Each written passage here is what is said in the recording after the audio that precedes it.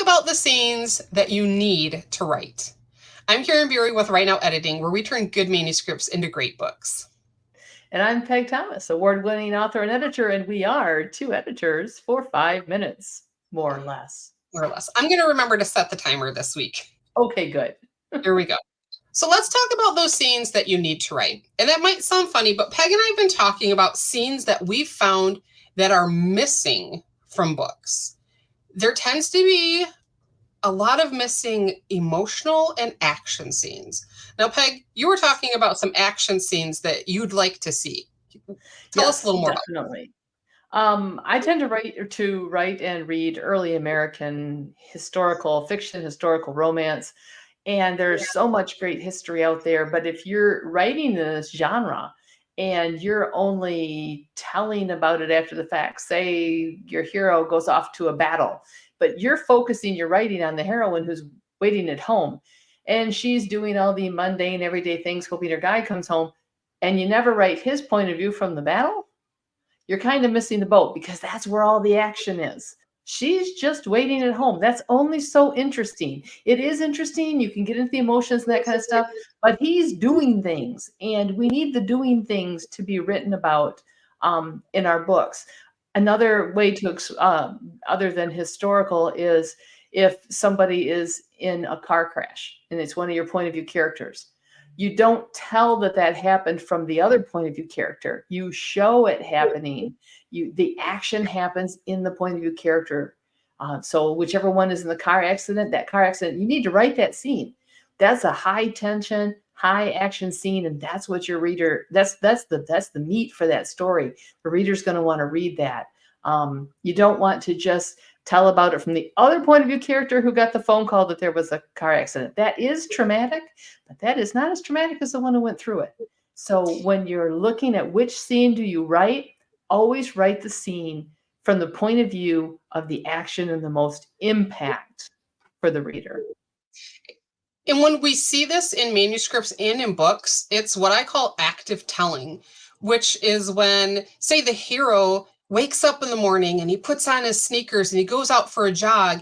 And as writers, we know that's action. We're starting the scene with action. But then what happens is, for 3 pages while he's jogging, he thinks about what happened the night before, and we never saw it in the book. If it was so important that he has to think about it for 3 pages, we need to see that scene happening. Or, like Peg said, if it's another point of view character who is thinking about, oh, well, I got this letter and someone was in an, for historical, I got a letter and he was in a battle. What if this happened? It takes all of the excitement out, and it doesn't let the reader connect. One of the other big scene type that needs to be shown is that high emotion scene.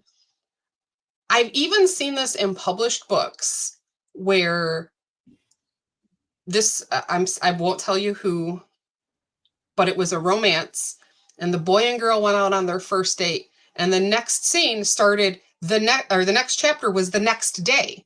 And instead of letting us see the date, instead of letting us see the first kiss, what we saw was the character going about his daily life, thinking about how nice the date was and thinking about how nice that kiss was. I was so disappointed. I love the first kiss in a romance novel.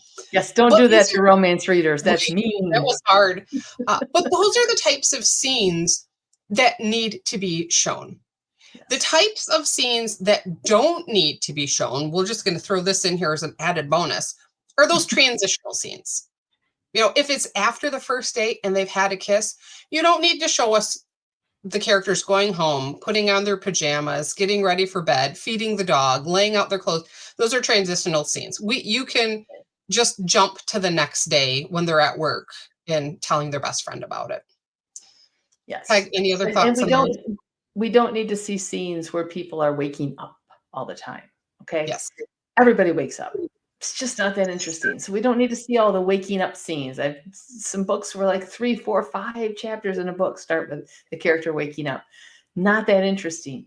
You want the emotion, you want the action, you want the scenes of consequence. You do need to slow the story down from time to time, show a little bit of mundane to give the reader a little bit of a break, but you don't need to show a lot of that. They don't need a big break, just a little break once in a while. So just keep that in the back of your mind. If the character is doing something of consequence, or is feeling or making a decision, having an emotion that's going to change either their arc or the trajectory of the story, those scenes need to be shown.